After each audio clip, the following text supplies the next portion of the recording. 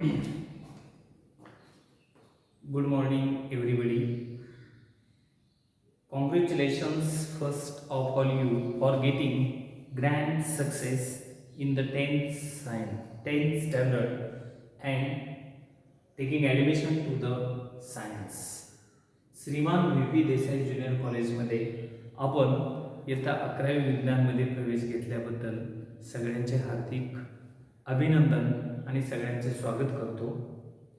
दरवर्षीप्रमाणे साधारण जुलैमध्ये आपलं इयत्ता 11वीचं वर्ष सुरू होतं, पण ते आता झालेलं नाही. आपल्याला सगळ्यांना कल्पना आहे की कोविड-19 हा कोरोना हा जो आजार आहे तो संपूर्ण जगभर मोठ्या वेगानं पसरत आहे किंवा पसरलेला आहे आणि त्याची झळ आपल्याला सुद्धा बसलेली आहे. त्याच्यामुळं संपूर्ण म्हणजे बऱ्याचशा शैक्षणिक किंवा राजकीय, सहकारी, सामाजिक या सगळ्या क्षेत्रावरती त्याचा दुर्गमी परिणाम झालेला आहे.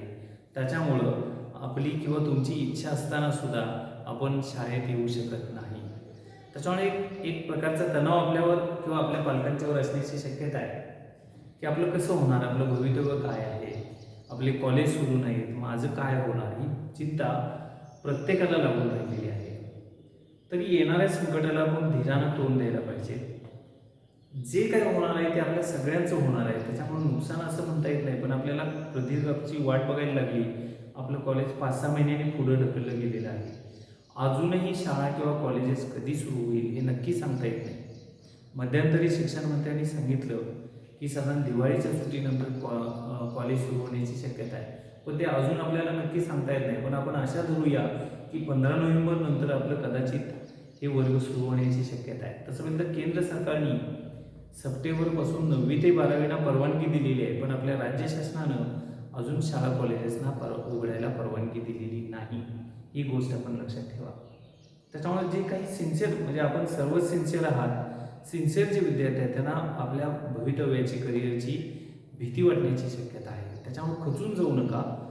आता आपल्याला समोरासमोरून सध्या शिकवता येत नाही, म्हणून व्हिडिओच्या माध्यमातून तुम्हाला सांगू इच्छितो की आपण त्या विषयाच्या कॉन्टॅक्टमध्ये किंवा टचमध्ये राहण्यासाठी प्रयत्न करायला पाहिजे. आता आपण एक चांगली शाखा म्हणजे विज्ञान शाखा निवडलेली आहे की ज्याच्यामुळे भविष्यात आपण काहीतरी चांगलं करिअर करण्याच्या दृष्टीनं हा मार्ग आपण निवडलेला आहे. त्याच्यामुळे मी प्रथमतः आपल्या सगळ्यांचे मनपूर्वक हार्दिक अभिनंदन करतो. आता या ठिकाणी विषय आपल्याला कोणकोणते असणार आहेत. 11वी सायन्स शिकत असताना आपले 6 विषय असतात. त्याच्यामध्ये Marathi, English, physics, chemistry, biology आणि मॅथमॅटिक्स असे 6 विषय तुम्हाला कंपल्सरी आहेत. म्हणजे 600 गुणांची परीक्षा तुमची होणार आहे. आता गेल्या वर्षीपर्यंत बोर्डची परीक्षा 650 मार्काची व्हायची, पर्यावरण 50 मार्काचं होतं, पण या वर्षीपासून ते कमी केलेलं आहे. पर्यावरण तुम्हाला असणार, पण त्याचं थेरीमध्ये त्याचा समावेश बंद केलेला आहे. त्याच्यामुळे 600 गुणांची आपल्याला बोर्ड एक्झाम द्यावी लागणार आहे. इयत्ता 11वीचा विचार करत असताना आपण कसं आहे आपले विषय सायन्सचा जर विषय आपण केला, विचार केला आपण त्याच्यामध्ये भौतिकशास्त्र, रसायनशास्त्र, जीवशास्त्र हे 3 विषय आहेत. याच्यामध्ये लेखी म्हणजे ज्याला आपण थिअरी असं म्हणतो की 70 मार्काची असते आणि प्रॅक्टिकल म्हणजे प्रात्यक्षिक हे 30 मार्काचं असतं. असे 100 गुण होतात.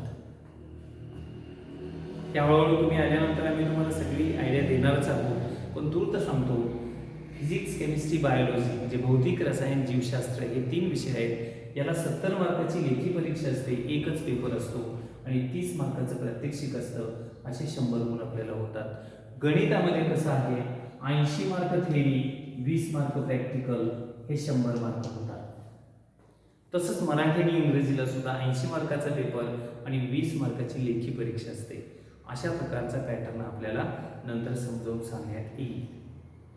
आता आपण विज्ञान शाखा घेतलेली आहे, खरं म्हणजे आपलं कौतुक आहे की जेणेकरून भविष्यामध्ये आपल्याला काहीतरी चांगल्या ठिकाणी बहुतांशी विद्यार्थ्यांची इच्छा असते की वैद्यकीय क्षेत्र, त्याच्यानंतर अभियांत्रिकी आहे, फार्मसी ज्याला आपण औषध निर्माणशास्त्र असं म्हणतो, किंवा कृषी ॲग्रिकल्चर, असे वेगवेगळ्या शाखामध्ये आपल्याला जायला संधी असते आणि हाच विचार करून कदाचित आपण ती शाखा निवडलेली आहे. तर आपण आता काय करूया, निदान फार नसे नका थोडं तरी या फोनच्या माध्यमातून, मोबाईलच्या माध्यमातून, मग ते व्हॉट्सअप ग्रुप असेल किंवा इतर याच्या माध्यमातून आपल्याला एकमेकाशी संवाद साधायचा आहे. आता आपल्या विषयाकडे वळूया. Subject biology. मी शिकवत असणारा विषय आहे बायोलॉजी म्हणजे जीवशास्त्र. आता जीवशास्त्र म्हणजे काय, जीवशास्त्र विषयाची व्याख्या कशी आहे किंवा त्याचा प्रत्यक्ष सिलेबस आपण नंतर सुरू करणार आहे. फक्त तुम्हाला एक प्रायमरी किंवा प्राथमिक आयडिया देण्यासाठी मी या ठिकाणी उभा आहे. आता बायोलॉजी म्हणजे काय, जीवशास्त्र. साधारण तुम्हाला माहिती आहे बायोलॉजी म्हणजे जीवशास्त्र. The study of living organism, सजीवांचा अभ्यास. ज्या शाखेमध्ये, ज्या विज्ञानाच्या शाखेमध्ये सजीवांचा अभ्यास केला जातो त्याला जीवशास्त्र असं म्हणतात. एवढं तुम्हाला माहिती आहे. The study of living organisms is called as biology, जीवशास्त्र. आता लिव्हिंग ऑर्गॅनिझम्स मध्ये काय येतं, वनस्पती येतात, प्राणी येतात, सूक्ष्मजीव येतात. So study of all that living organisms including plants, animals and microorganisms, that is called as biology.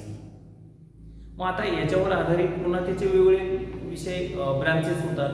त्याच्यामध्ये बॉटनी म्हणजे वनस्पतीशास्त्र, झूलॉजी प्राणीशास्त्र आणि मायक्रोबायोलॉजी म्हणजे सूक्ष्मजीवशास्त्र, ह्या 3 मुख्य शाखा पुन्हा होतात. म्हणजे आता 11वी-12वीच्या स्तरावरती आपल्याला जर विषय आपण बायोलॉजी बघितला तर हा बॉटनी, झूलॉजी या 2 मुख्य विषयांनी बनला जातो. बॉटनी म्हणजे काय, वनस्पतीशास्त्र. झूलॉजी म्हणजे काय, प्राणीशास्त्र. एवढं तरी तूर्त लक्षात घ्यायचं. आपला विषय बायोलॉजी. बायोलॉजी म्हणजे जीवशास्त्र. बायोलॉजी हा विषय 2 सब टॉपिकनी बनलेला आहे, सब सब्जेक्टनी बनलेला आहे. त्याच्यामध्ये एक आहे बॉटनी. बॉटनी म्हणजे वनस्पतीशास्त्र, ज्याच्यामध्ये वनस्पतींचा अभ्यास केला जातो, आणि दुसरा आहे झूलॉजी, त्याच्यामध्ये प्राण्यांचा अभ्यास केला जातो. आता या वर्षीचं आपलं पुस्तक, काही विद्यार्थी तुमच्याकडे काही तुम्ही पुस्तकं घेतली असतील कदाचित, किंवा या ग्रुपवरती तुम्हाला पुस्तकांची PDF फाईल मी पाठवण्याची व्यवस्था करतो. ज्यांना पुस्तक घेणं शक्य आहे त्यांनी पुस्तक घेऊ शकता. नाउ ड्युरिंग धिस इयर आता बराचसा पोर्शन 30% भाग कपात केलाय, डिलीट केलेला आहे. तरी सुद्धा अजून कधी कॉलेज सुरू होते, त्याच्यामुळे ते पण आपल्याला धरता येत नाही. सध्या आपण एक विषयाचा आढावा घेऊया. So for biology there are total 16 topic, 16 प्रकरणं आहेत. पुस्तकं जर तुम्ही बघितली तर त्याच्यामध्ये तुम्हाला इंडेक्समध्ये किंवा कंटेंटमध्ये दिसून येईल 16 प्रकरणं आहेत. पहिलं प्रकरण आहे लिव्हिंग वर्ल्ड, सजीव सृष्टी. अगदी छोटंसं प्रकरण आहे. याच्यामध्ये what is mean by living organism, सजीव म्हणजे काय हे पहिल्या प्रकरणात बघायचं. कोणाला सजीव म्हणायचं, सजीव आणि निर्जीवात फरक काय, what is the difference between living and non living organisms. Second, सिस्टमॅटिक्स of living organism. आता हे सिस्टमॅटिक्स मध्ये काय येतं, क्लासिफिकेशन, वर्गीकरण, टेक्झॉनॉमी, सजीवांचं वर्गीकरण हा दुसरा धडा आहे, लेसन. Third, kingdom Plantae. आता किंगडम म्हणजे वगैरे काय हे नंतर तुम्हाला शिकवल्यावर येईल, किंगडम कशाला म्हणतात. 5 किंगडम क्लासिफिकेशन, येतात 10वी पर्यंत कदाचित तुमचं झालं असेल. Living organisms are divided into 5 kingdoms, that is kingdom Monera, kingdom Protista, kingdom Plantae, kingdom Animalia, kingdom Fungi, असे 5 गट असतात. तिसरं प्रकरण आहे किंगडम प्लांटी, हा तो वनस्पतींचा अभ्यास आपल्याला करायचा आहे. त्यानंतर 14 किंगडम ॲनिमलिया, प्राणीसृष्टी, सगळ्या प्रकारच्या प्राण्यांचा अभ्यास याच्यामध्ये आहे. 5वं प्रकरण पहा, सेल स्ट्रक्चर अँड ऑर्गनायझेशन, पेशीची रचना आणि संघटना. सेल, आपल्या पेशी, सेल म्हणजे पेशी हा आपल्या शरीरातला मूलभूत घटक आहे. आपलं शरीर किंवा प्रत्येक सजीवांचं शरीर हे पेशीने बनलेलं असतं. मग ही सेल कशी असते, सेल